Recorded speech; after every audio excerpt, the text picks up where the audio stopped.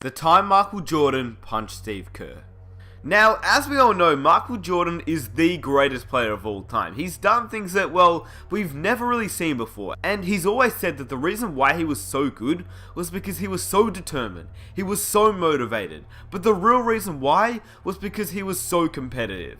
We all know that. Michael Jordan was by far the most competitive person I think I've ever seen. And the amount of stories I've heard, and I'm pretty sure you have too, of Michael Jordan and his competitive nature is just insane. But the story that I'm about to tell you is one that doesn't really get talked about often, and personally, I think it's one of the best Michael Jordan stories, not because of what happened, but because of the end result, and how it affected both players heading into future years as teammates. As you know, if you're subscribed to the channel, I like to share stories that people don't really talk about, so if you're new around here, be sure to subscribe and enjoy the video.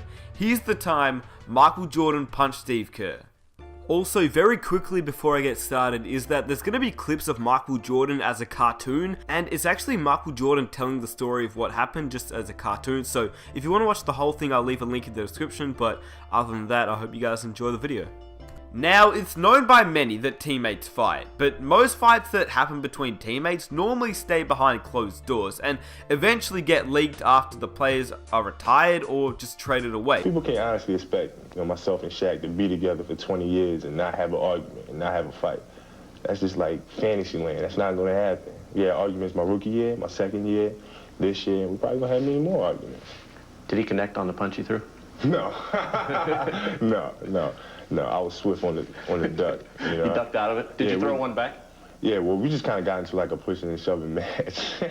If you fight with Michael Jordan, out of all people, I don't think that you should take exception.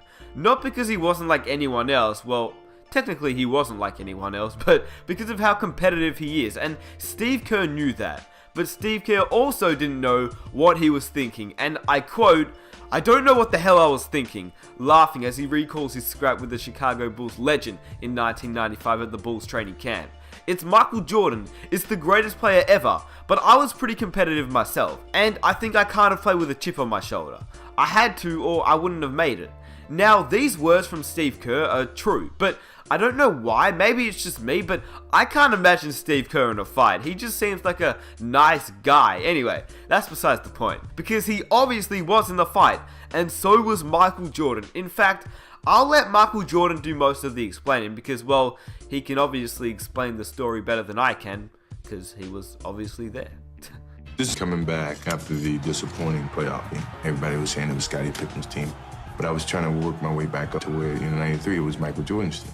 So it all started in 1995 when Michael Jordan and Steve Kerr got matched up in a scrimmage. It was very intense. Michael Jordan heard all the critics after the Bulls' playoff loss to the Orlando Magic and intended to silence them.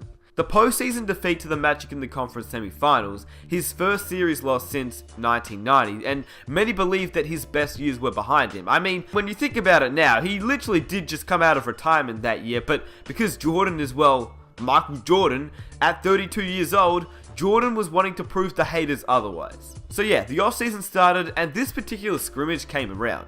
All Jordan could think about was the haters from the previous season, and he just wanted to prove them wrong. Instead, Phil Jackson, obviously the coach of the Chicago Bulls at that time, thought it would be a smart idea to spice things up a little bit.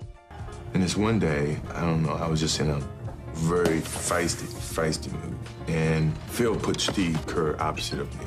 But he was giving Steve all the calls. And I'm getting like really ticked off. Anyway, Jordan was furious, and as a notorious trash talker, he and Kerr started talking trash on a couple of possessions, and then it just escalated from there.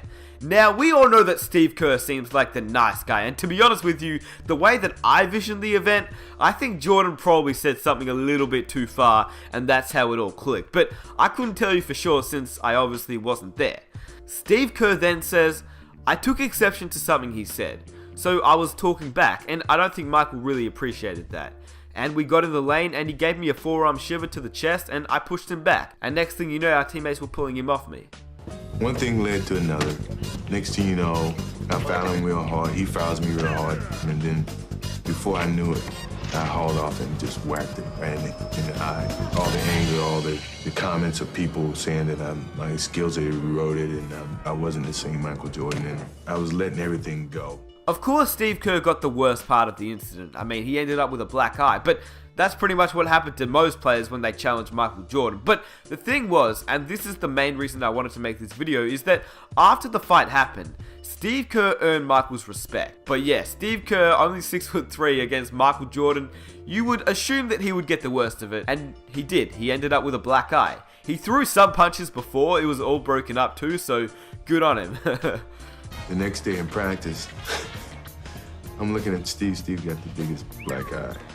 And when I saw him, I went right up to him. I said, you know what? I'm totally sorry. I just lost my temper. He says it was partly my fault, too. I knew not to push you. We two grown men and teammates stood there for almost 20 minutes apologizing to each other. From that point on, I've always respected him. He didn't give up. He fought back. You know, he may have gotten the worst end of it, but I respect him. Now, the fact that I found really interesting and completely forgot about was the fact that Steve Kerr and Michael Jordan didn't really have much of a relationship at this point. They'd only played together for 2 months, so the fact that Steve Kerr actually retaliated to Michael meant that Steve Kerr most definitely made Jordan respect him from that night forward. Jordan explained after the incident that he apologized.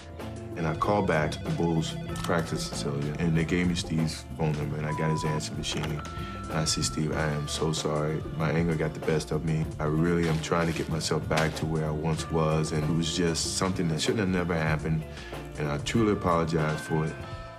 Now, the thing that I love about this whole story is what actually came up after the fight. I mean, we all know that Steve Kerr, as a man who was one of the nicest guys in the NBA landscape, but the fact that he protected himself was the right thing to do. He says that he was embarrassed by how he was being treated and he wasn't going to put up with it. He also said that it was a totally different relationship from that point on.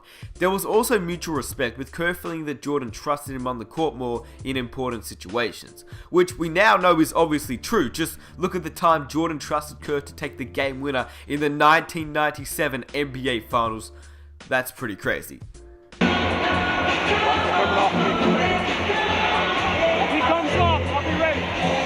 6 seconds, 5, Michael in traffic to Kerr, 15-footer,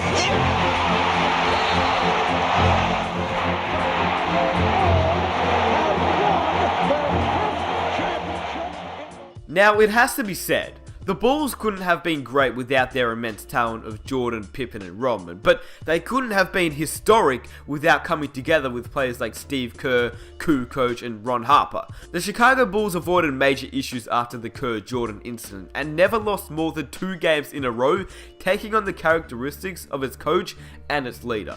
The same relentlessness that produced the training camp tussle led to arguably the best season of all time. After the incident, the Chicago Bulls finished with a 72-10 record, which lasted as the greatest record of all time until obviously the Golden State Warriors beat it. But I mean, the Bulls won a ring, so I still say it's the greatest record of all time. Now, from the NBA landscape and the outside world, from afar we don't really see what goes on in practices, and we're pretty much unaware of the little day-to-day arguments, but I can almost guarantee you that fights like this, maybe not to this extreme, but fights like this do happen a lot of the time, and it's not always a bad thing. It's just 2 players, 2 competitive players just getting into it, and I think it's honestly fine. I think we should maybe not hear more about it, but we should maybe sometimes get a little bit of insight from NBA players, because I think it's pretty cool hearing stories like this, and sometimes it can ultimately be the catalyst for creating tighter bonds, just like Michael Jordan and Steve Kerr. I honestly think that without the scuffle between Michael Jordan and Steve Kerr, the relationship between the 2 players probably wouldn't have been so strong. And I also want to mention the fact that Steve Kerr is probably one of the most genuine people in the basketball world, whereas Michael Jordan, no matter how great he was as a player, which I mean, he was obviously the greatest player of all time, he really wasn't the nicest bloke, and I'm pretty sure most of us know that. He was a great player, don't get me wrong. I'm not saying his basketball talent was not there. It was the greatest, he is the GOAT. But I'm saying, as a person, I don't think he was the nicest bloke, and that's just part of his nature. That's how he was. That's his competitive nature, and that's the reason why he was so good. That's just how he was. Ultra competitive. So I'm just saying, the next time you hear about 2 players getting into it at practice, maybe it's not because they hate each other, alright? Maybe it's the fact that it's just 2 competitive guys getting into it, and to be honest, it might even bring them closer together on the court. And I hope you guys enjoy the video. I just thought it'd be a really interesting video for those that don't know about the time Michael Jordan punched Steve Kerr in the face. And to be honest with you, Kerr wasn't the only player Michael Jordan punched in the face, which is pretty insane, but that's who Michael Jordan was. If you enjoyed the video, please subscribe for more videos just like this. I honestly appreciate all the new subscribers because we've been getting a lot of new subscribers, which thank you guys so much for sticking around and enjoying the content. If you're new, be sure to subscribe. I think you guys will love this channel, and if you enjoyed this video, please leave a like, comment some of your own ideas that you'd like me to make a video on, and that would be absolutely amazing. And I'll catch you guys in my next video. Peace!